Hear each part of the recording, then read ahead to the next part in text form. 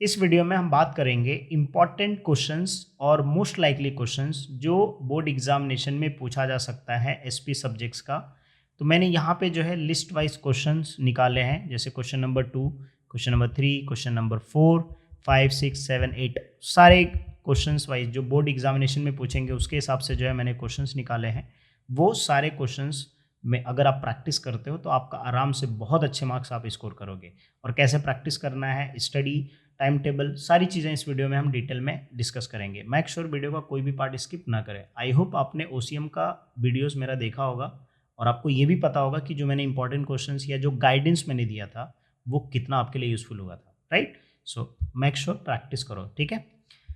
सो चलिए हम लोग स्टार्ट करते हैं। अब देखो क्वेश्चन नंबर 1 से भी हम लोग स्टार्ट करेंगे, लेकिन उसके पहले ना थोड़ा सा एक क्विक रिवीजन, मतलब हमको ये समझ में आ जाए कि अपने को पढ़ना क्या है। वो कैसे पता चलेगा?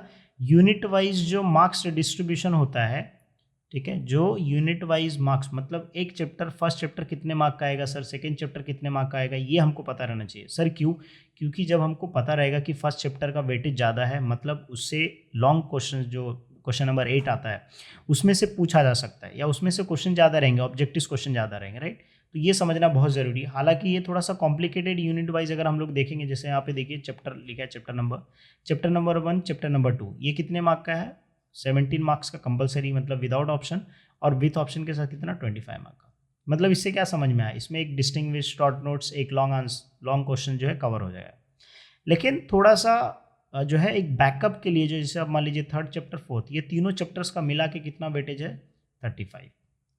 फिर उसके बाद जो है बाकी के चैप्टर्स आप देख सकते हो, ठीक है। फाइनेंशियल मार्केट ये 11, 12 दोनों मिला के 14 मार्क्स का विदाउट ऑप्शन। फिर ये लेटर्स वाले 6, 7, 8, 6 को कट कर दो, सिर्फ 7 और 8 प्रिपेयर करो, आपका 18 मार्क्स कंप्लीट हो जाएगा, ठीक है, विदाउट ऑप्शन। कैसे, वो सारी चीज़ हम लोग आगे डिस्कस करेंगे। आई होप ये यूनिट वाइज मार्क डिस्ट्रीब्यूशन समझा रहेगा आपको, और ये जो है लिख के रख लीजिए, इसके ऊपर हम लोग आगे डिस्कस करेंगे अभी, ठीक है।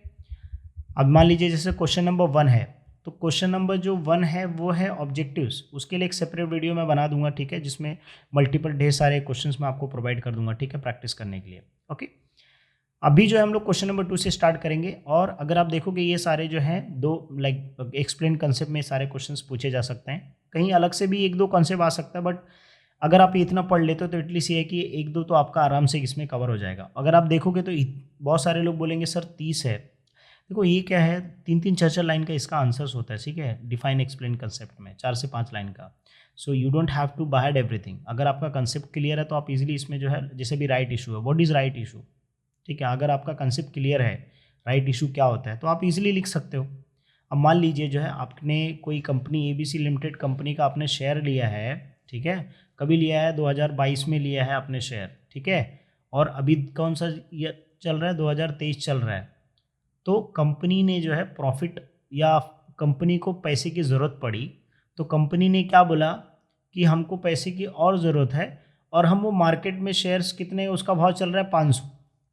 कंपनी और शेयर्स क्या कर रही है? इशू कर रही है, लेकिन वो डायरेक्टली मार्केट में नहीं कर रही है, वो जो एग्जिस्टिंग शेयर होल्डर है उनको राइट दे रही है कि भाई हम इतना शेयर इशू कर रहे हैं, और आपने जो है 200 शेयर्स लेके रखा है, तो 2 शेयर से 1:1 का भी रेशो दे सकते हैं, 1:2 का रेशो दे सकते हैं, 1:10 का रेशो दे सकते हैं, 1 शेयर पे 10 शेयर, 1 शेयर पे 2 शेयर, ऐसा करके 10 शेयर पे 2 शेयर, ऐसे करके क्या करेगी? राइट इशू करेगी। तो राइट इशू में क्या होता है, जो 500 का भाव चल रहा है मार्केट में, वो अपने को डिस्काउंट प्राइस पे 250 रुपये में मिल रहा है, ठीक है। लेकिन राइट इशू किसको मिलता है? सिर्फ और सिर्फ एग्जिस्टिंग शेयर होल्डर को।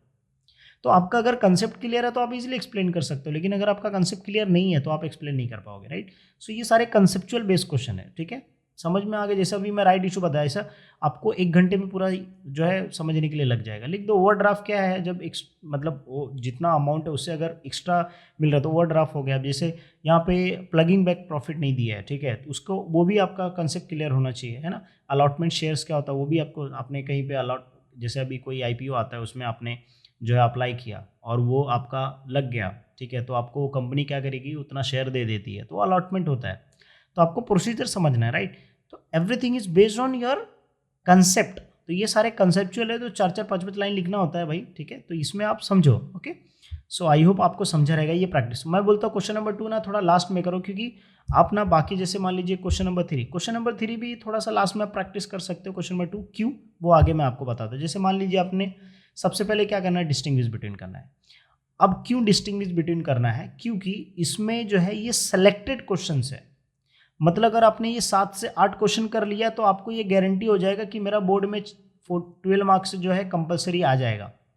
सर कितने पॉइंट लिखना है, सर एक क्वेश्चन 4 मार्क का होता है, तो सर कितने पॉइंट लिखने का, मैक्स टू मैक्स 6 पॉइंट लिखने का। कितना पॉइंट, मैक्सिमम 6 पॉइंट। अगर आपको लग रहा है कि 5 पॉइंट याद है और वो 5 पॉइंट बहुत मतलब एकदम करेक्ट आपने लिखा है, तो भी सर 4 में से 4 मिलेगा। सर क्यों, क्योंकि बोर्ड के रूल के हिसाब से 1 पॉइंट का 1 मार्क्स होता है, तो अगर आपने सही लिखा है तो 1 मार्क्स मिलेगा। बट ये ट्राई करो maximum 6 point, but minimum 5 point लिखा तो भी चलेगा, कोई प्रॉब्लम नहीं, ठीक है। तो ये सारे क्वेश्चंस, एंड सबसे अच्छी बात है ये सारे क्वेश्चंस के नोट्स मैं लिंक डिस्क्रिप्शन में दे दूंगा इजी फॉर्म में, ठीक है। और इसके वीडियो लेक्चर्स भी मैं जो है लिंक शेयर कर दूंगा डिस्क्रिप्शन में, देख लीजिएगा। तो ये ईजी है, जो अपने को मिल रहा है ना पहले ईजी वे में, वो पहले कर लो, ठीक है।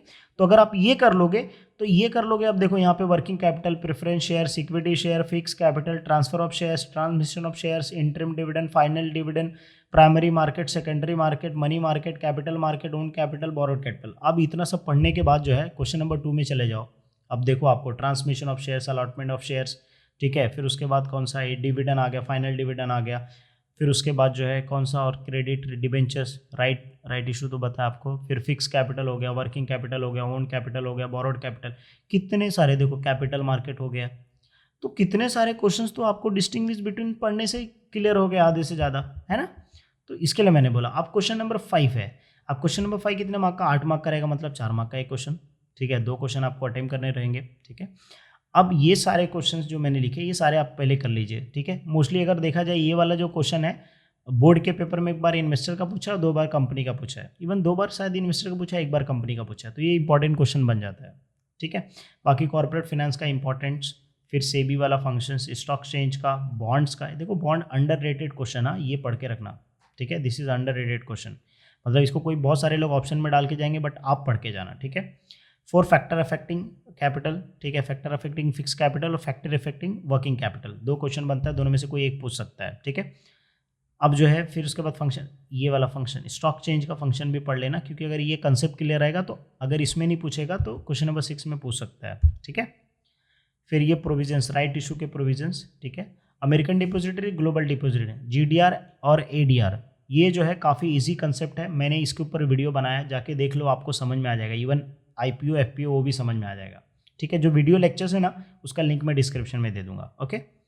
फिर ये प्रोविजंस है, act company 32, issue of debentures, ये भी इशू ऑफ डिबेंचर्स का भी पूछा है प्रोविजंस, एक बार नहीं 2-3 बार पूछा है। फिर उसके बाद आता है क्वेश्चन नंबर 6। अभी क्वेश्चन नंबर 6 यहाँ पे मैंने टोटल 10 क्वेश्चंस लिए हैं। अब 10 क्वेश्चन में से मैं ऐसा अज्यूम कर रहा हूँ कि बोर्ड के पेपर में एटलीस्ट ये जो 8 मार्क का 2 क्वेश्चन है वो कवर हो जाए। सर क्यों, देखिए जैसे कैपिटल रिस्क वाला पूछा है, क्रेडिटर बॉन्ड होल्डर पूछा है, ये सेबी बोर्ड एक्सचेंज का, ये बोर्ड के क्वेश्चंस आए हैं, ठीक है। ये फिक्स कैपिटल बिजनेस, तो ये सारे ऐसे क्वेश्चंस हैं जो बोर्ड एग्जामिनेशन में मोस्टली पूछे गए हैं, ठीक है। जैसे transfer of board of directors can refuse the transfer of shares, तो ये सारे क्वेश्चन ऐसे जो बोर्ड एग्जाम में पूछे गए हैं, ठीक है। एक चीज़ और याद रखना, ये जब क्वेश्चन आप लिखोगे ना तो समझ जाना कि जो क्वेश्चन दिया वो राइट है। क्या है वो क्वेश्चन, वो राइट है, सिर्फ आपको इसका एक्सप्लेनेशन देना है। तो सर एक चीज़ तो अपने को कन्फर्म होगी कि ये राइट है, तो सर एक्सप्लेनेशन देना है। तो भाई पूरा पेपर में जो देख लो, अगर कुछ भी नहीं आता कहीं से क्वेश्चन उठा के उसको घुमा फिरा के एक्टिव वाइज पैसिव वाइज जो है लिख डालो। क्यों, क्योंकि इस पर चांस रहेगा कि 1 मार्क्स या हाफ मार्क्स मिलेगा। हाफ मार्क्स मिला मतलब 1 मार्क्स हो गया। सो ये क्वेश्चन मत छोड़ के आना, ठीक है। फिर उसके बाद आता क्वेश्चन नंबर 7। क्वेश्चन नंबर 7 में क्या बोला, चैप्टर नंबर 7 चैप्टर नंबर 8 करो। ये जितना लेटर दिया हूँ ये लेटर कर लिया ना, 7 लेटर, तो आपका आराम से 10 मार्क्स कवर हो जाएगा। सर लेटर का थोड़ा डिटेल में बताओ, डोंट वरी, मैं वीडियो अपलोड कर दूंगा कैसे आपको लेटर लिखना है। एक जनरल लेटर में आपको शेयर भी कर दूंगा, ठीक है, ताकि आपको समझ में आए कैसे लिखना है। बट अभी के लिए ये आप याद रखो, ठीक है। ये सारे इंपॉर्टेंट लेटर है, क्योंकि बोर्ड के पेपर में लिखा है note in question number 7 1 letter from each chapter, chapter number 6, chapter number 7, chapter number 8। तो सर आप चैप्टर नंबर 7 चैप्टर नंबर 8 क्यों बोल रहे हो? सर चैप्टर नंबर 6 के लेटर उठा के देख लो बुक का, फिर आप खुद बोलोगे सर चैप्टर नंबर 7 8 का करना जरूरी है, राइट। तो ये चैप्टर नंबर 7 और चैप्टर नंबर 8 का कर लो, क्योंकि इसमें सेलेक्टेड क्वेश्चन से बतना कर लिया और ऑलमोस्ट सिमिलर ही है सबका पैटर्न, तो ईजी में आप क्या कर सकते हो, इजीली कर सकते हो। अगर 6 वाला डायरेक्ट ऑप्शन में गया कोई प्रॉब्लम नहीं, 1-2 ऑब्जेक्टिव्स आगे पीछे होगा बस, तो भी चलेगा, कोई दिक्कत नहीं, अपन ऑब्जेक्टिव सारे कर लेंगे उसके। फिर उसके बाद आता है लास्ट में क्वेश्चन नंबर 8, ये लॉन्ग आंसर है। सभी लोग बोलते हैं कि भाई चैप्टर नंबर 2 करो, उससे एक लॉन्ग क्वेश्चन आ जाएगा, बट जिस तरीके से ओसीएम के पेपर में जो है पूछा क्वेश्चन, कौन सा रोड ट्रांसपोर्टेशन का एडवांटेज एंड डिसएडवांटेज, मेरे को तो ऐसे आ गया, door to door service not suitable for long distance, not suitable for not suitable in rainy seasons, not suitable for bulky goods. मेरे को डिसएडवांटेज तो इसी याद है, एडवांटेज क्या है, डोर टू डोर सर्विस दे रहा है, ठीक है, फिर ईजी टू कन्वीनियंट है ना। तो ऐसे बहुत सारी चीज़ें जो एडवांटेज, मतलब एकदम ईजी क्वेश्चन पूछ लिया, किसी ने एक्सपेक्ट नहीं किया था, इवन मैंने भी नहीं एक्सपेक्ट किया था। तो ऐसा हो सकता है कि चैप्टर नंबर 3 से क्वेश्चन पूछ ले, लॉन्ग क्वेश्चन।